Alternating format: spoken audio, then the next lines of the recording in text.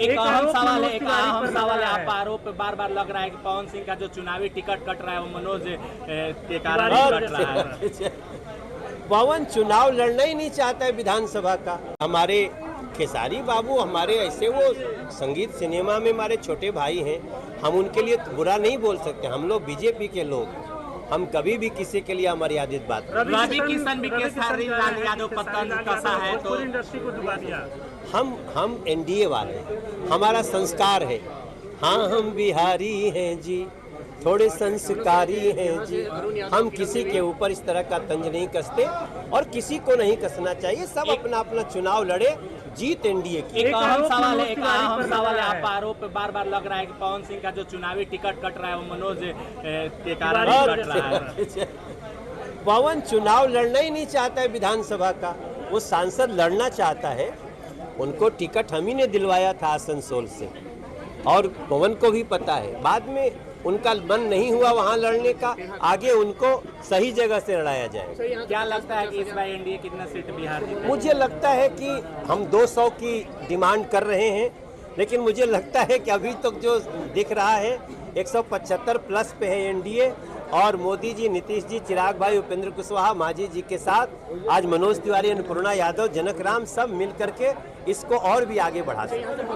अरुण यादव और किरण देवी दोनों 50-50 हजार वोटों से जीती है, तो इस बार क्या लगता है एनडीए 50,000 वोट को मैनेज कर हमें लगता है हम पिछले वाले को भी उससे भी ज्यादा मतों से आज राधा चरण शाह जी जीतेंगे, क्योंकि अब संदेश को भी एनडीए का डेवलपमेंट चाहिए। अच्छा, आपके ही पार्टी के एक बड़े नेता ने राधा चरण शाह के खिलाफ ही बात कही थी कि ऐसे लोगों को वोट नहीं देना चाहिए, उसको आप क्या बोलेंगे? अरे भाई, कभी कभी गुस्सा गुस्सी में हो जाता है, लेकिन राधा चरण शाह एक बहुत ही सुबह 6 बजे से लेकर शाम के 7 बजे तक जनता के बीच रहने वाले आदमी हैं। राधा चरण शाह हमारे बड़े योग्य प्रत्याशी हैं और उनको संदेश जिता करके एक एनडीए की जीत का बड़ा संदेश देगा। एक अहम सवाल है, आपके सामने ही स्वागत करने के लिए एनडीए के कार्यकर्ता मंच पर ही आपस में लड़ झगड़ गए। अरे जेकर सरकार आवे के रहेला ओकरा में तनी होत रहेला ये सब छोटी मोटी बात होती है, हम सबका सम्मान करते हैं। बहुत जबरदस्त उत्साह है लोगों में। क्या हुआ कि धीरे धीरे अब लोगों को दिखने लगा कि डेवलपमेंट क्या होता है, इंफ्रास्ट्रक्चर क्या होता है। आज जब बिहार सरकार का खजाना जब भरा तो 125 यूनिट बिजली फ्री तक आ गया। 1.25 करोड़ महिलाओं को ये सीड मनी से हेल्प किया गया है, सीएम जीविका।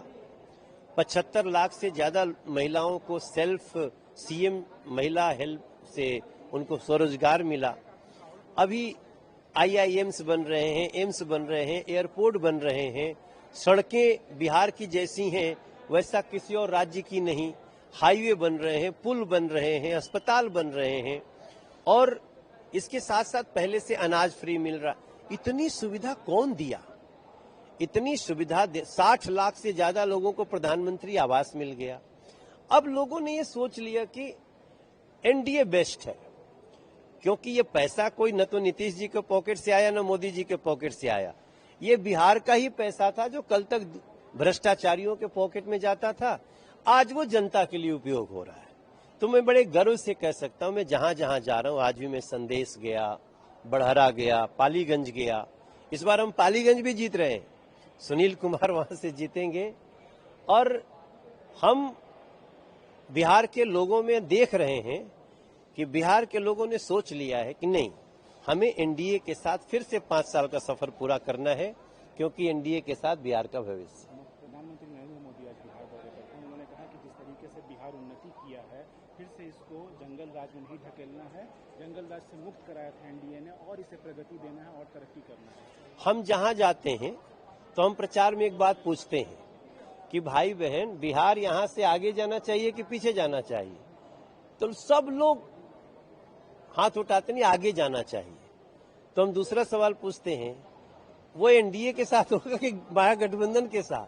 तो लोग कहते हैं ना ना ना ना ना, महागठबंधन नहीं, एनडीए। तो जंगल राज कोई भूला तो है नहीं। जंगल राज क्या है? जंगल राज एक मानसिकता है। वो मानसिकता अभी आई। देखो, नौकरी देने के बदले भी जमीन लिखवा लिया इस परिवार ने।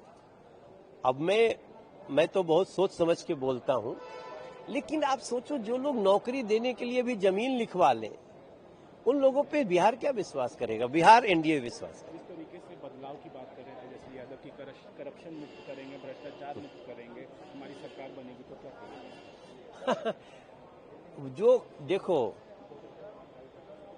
चुनाव में बात तो सब अच्छा ही करते हैं, लेकिन तेजस्वी बाबू पहले तेज प्रताप को तो संभाल लें।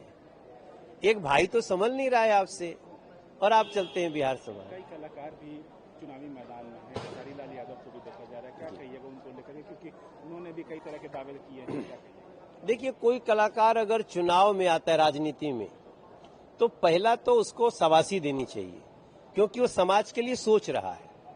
अब सबको अपना अपना पार्टी चुनना है। हम एनडीए के साथ हैं, हम विकास के रास्ते पे चल रहे हैं।